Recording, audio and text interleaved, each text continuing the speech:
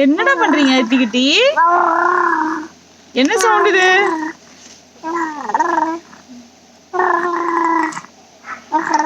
எங்க தங்கமயிலே